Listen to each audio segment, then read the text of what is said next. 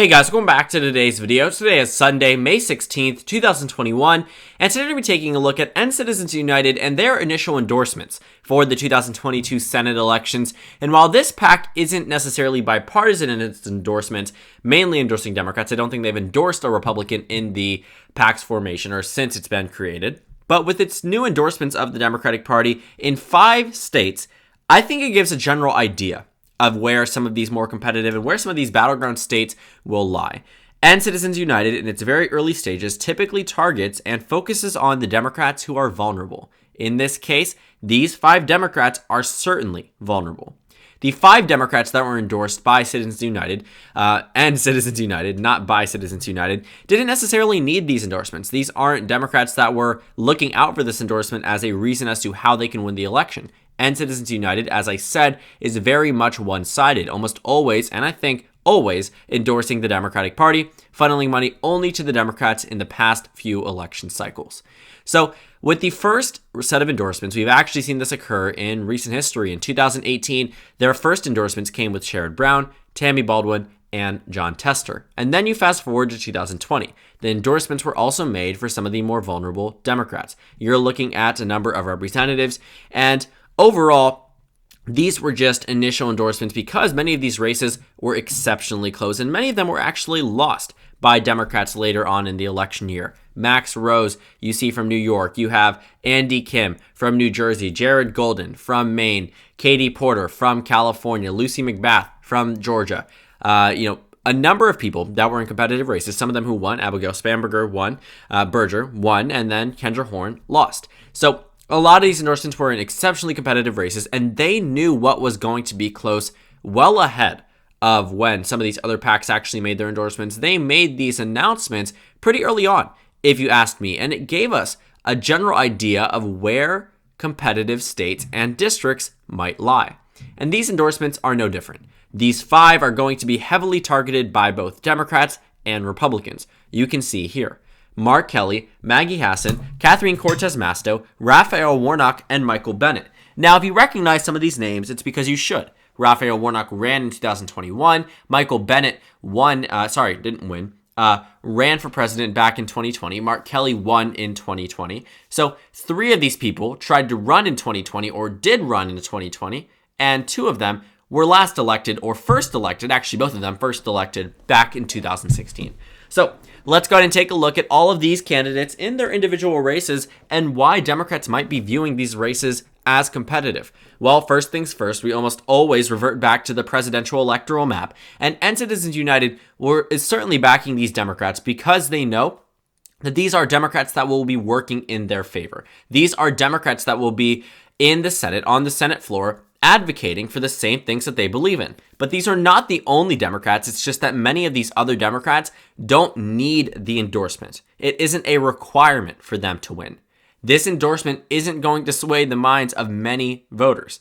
This endorsement is more of a cash boost for some of these candidates because they know that if they get some of the money that's funneled into End Citizens United, they can allocate that to their own campaigns. And these 5 Democrats will certainly take advantage of that. In 2022, we have a number of Senate races up, but there's no real need for Maryland to have an endorsement under End Citizens United this early on. I'm sure it'll eventually come, but generally speaking, the early endorsements and the early ad spending and allocation of resources goes to the most competitive states, goes to the most competitive elections, and in this case, it's for the Democrats. Now, none of these Democrats have announced they're retiring, so assume that they all have the factor of the incumbency as a benefit. None of them are unpopular. They are all, at least right now, doing well in terms of the way that they are respected and approved of by their own electorate. So let's get started. Mark Kelly, elected back in 2020. Joe Biden won the state by 0.3%. This is the second closest state for the Democrats out of all 5 of them. Keep in mind, Joe Biden won every single one of these 5 races in the 2020 election, but some of them were close. Mark Kelly won by 2.4%, so outperforming Joe Biden. How about Maggie Hassan? Well, she was first elected back in 2016 against Kelly Ayotte, a potential candidate for 2022, actually. Joe Biden won the state by 7.4%. However, Maggie Hassan only won by 0.1%. It's a little bit confusing because we are comparing different election years, and if you're wondering, Hillary Clinton won the state by 0.2%. So it's not as if she outperformed her, in fact, underperformed her in a pretty poor year for Democrats. Next, we have Catherine Cortez Masto, a state that Joe Biden won by 2.4%. She also won by 2.4%. And get this, Hillary Clinton also won by 2.4%. Quite interesting. Seems to be a number that Democrats like in the state of Nevada and almost always win by. Psych, not always, almost always win by. That was so bad. I did not mean to say that. I didn't even mean to say that at all. I don't know why I said that. I meant to say, I was just kidding. I don't know why I said that at all. I regret that entirely, and I apologize for that because that's not something I would say if I was recording. And I think it's just because it's 10:53 p.m. and I had a few hours of sleep, but that's besides the point. Oh, wow. I'm taking up too much time apologizing about that. Sorry. Did not mean for that to come out. Raphael Warnock. We have his race over in Georgia. Joe Biden won the state by 0.23%. The Democrats won there by 2 points. Raphael Warnock won there by 2 points in January of 2021. And then Michael Bennet, a state that Joe Biden won by a whopping 13.5%. So really, it shouldn't be on the radar, but it is just because of the state's previous electoral history. And the Democrats won there. Michael Bennet won there by 5.7%, actually outperforming Hillary Clinton by around a point, which makes me think maybe he could have outperformed Joe Biden on this same ballot. So Michael Bennet did pretty well. The rest of these candidates did okay. Some of them won by small amounts, some of them won by larger ones. It's kind of interesting that New Hampshire was the closest one out of them all versus Georgia being the closest one out of them all on the regular map. But just know, these 5 states are going to be targeted because they were competitive in history. So what does this do for our Senate map? Why are these states targeted for Democrats where they have incumbents? What could this actually do to the partisan composition? Well, it certainly could do a lot. If the race ends up poor for Democrats, then you will see a pretty significant overhaul of the United States Senate. You're going to see Majority Leader Mitch McConnell return. You're going to see the Republicans back in the majority are going to take control of committees, et cetera, et cetera. Pretty much the Democratic Party's worst fear. And all it takes is not all 5, not 4, not 3, not 2, but just one of these races, which is why and Citizens United is targeting them now, which is why they're making their endorsements now, which is why they're beginning to allocate resources towards these Democrats. And this endorsement list was more of a, easy target list for Republicans than it was beneficial to Democrats, at least with the endorsement alone. The money that comes with it certainly will be helpful in some of these more competitive races, but I do want to point out that, this was a dead giveaway of where the Democrats know they will be competitive and where Republicans could have easy opportunities of picking up, or not easy, but better opportunities of picking up than they could in other states. And I do want to say that, these were obvious. These were all ones that I could have pointed out, that any political pundit could have pointed out, but it's starting to become real for the Democratic Party. It's starting to become a realization that some of these Democrats won't skate to re-election like some of their colleagues did in 2020, or maybe Joe Biden did in their state. Realistically speaking, Michael Bennet probably won't be winning by 13.5% in Colorado. That is a cold, hard truth, considering that, Joe Biden was expected to not do as well as some of these other Democrats. I mean, looking at the overall ballots itself, the Donald Trump performance in some of these states was poor. But, I don't think that a Republican in 2022 is going to do as bad as Donald Trump did in the state of Colorado. And I think that, Bennett might have been expecting that to be the possibility, that Colorado has gone too far to the left. Same thing might have happened in some of these other states, but realistically speaking, they could all be competitive. Now, I'm a little bit conflicted about Colorado as to how competitive it'll actually be. Yes, there is an opportunity for Republicans, but there might not be in California, Oregon, or Washington, but in Colorado, potentially, but it's the least likely out of them all. And based off the margin of recent elections, it's also the largest margin of victory for Democrats. So realistically speaking, even though Citizens United might be targeting Colorado heavily, I do think that the final 4 on this list are going to be the truly competitive ones, 50 to 46. So like I said, all it takes is just one flip. Because the Democrats have a 50-50 tie currently, let's say, for instance, Georgia goes blue. Big win for Democrats. Arizona goes blue. Big win for Democrats. Nevada, Colorado. Democrats are on track. But then Chris Sununu decides to run in New Hampshire, and then it flips. The entire party control flips. And that's why there is this urgency for Democrats to win these races.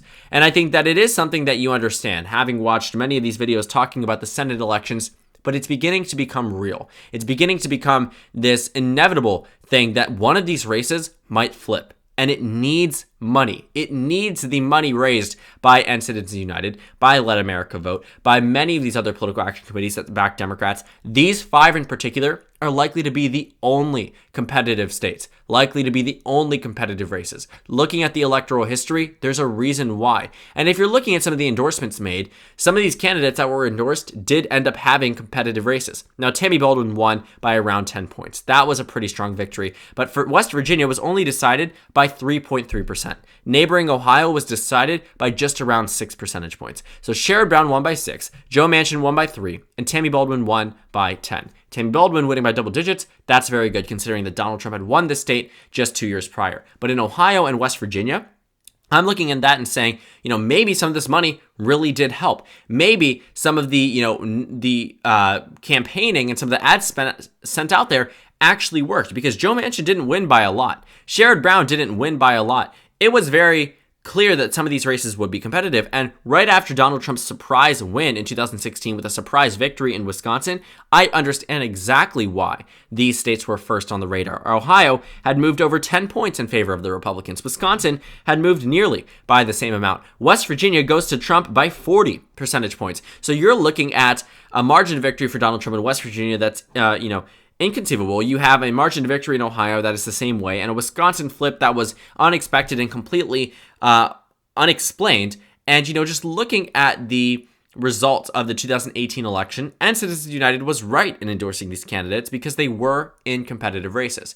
And the difference between the 2020 Senate elections and the 2022 Senate elections is that Democrats don't really have much more of a target list for the GOP than these 5 states, potentially just 4 states. I mean, looking at Arizona makes sense, 100%. New Hampshire makes sense, 100%. Same thing in Nevada, same thing in Georgia, same thing at least a little bit in Colorado. But for the rest of the states, I mean, where else are they going to turn to? New York, Illinois, Oregon, Washington, there aren't that many opportunities, and even historically speaking, the elections there have been large.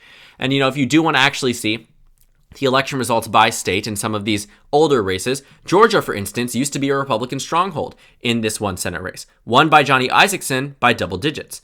John McCain also won in Arizona by double digits. You're talking about a 13-point margin to victory in Georgia and a 13-point or a 12-point margin to victory, or 14 actually in Georgia, and a 12-point margin to victory or 13-point margin of victory for John McCain in the state of Arizona. So large margins for Republicans in the past, but realistically speaking, I mean, Arizona, Georgia are now 2 states with Democrats. So we are going to see a midterm election.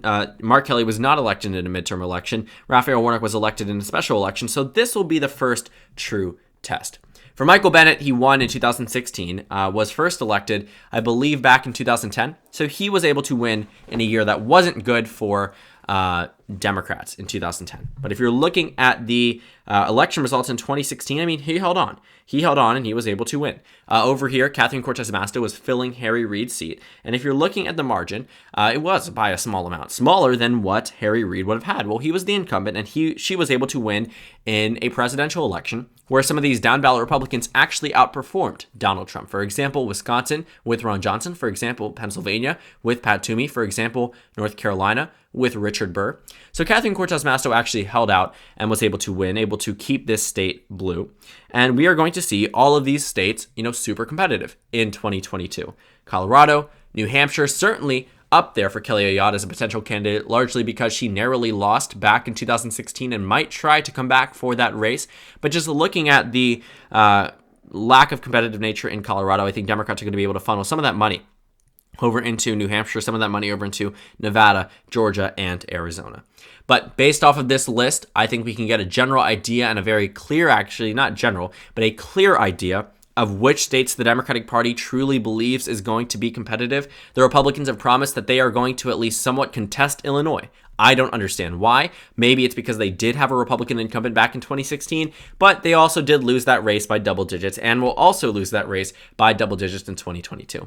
It's very interesting to see how some Democrats and some Republicans agree on what's a swing state in midterm elections or in any election and how they differ. Illinois is not on this target list for Democrats, and Citizens United did not think it was needed to endorse Tammy Duckworth at this point, because realistically speaking, I can tell you, they can tell you, Republicans can probably tell you it's not going to be competitive. But for these 5 states, both Republicans and Democrats agree they will be amongst the most competitive states in the 2022 election cycle.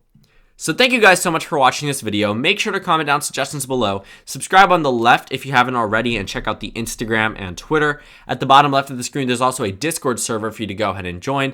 On the screen, there's a video you can watch and then a playlist for my 2022 Senate election analysis videos. Again, thank you guys so much for watching, and I will see you all tomorrow.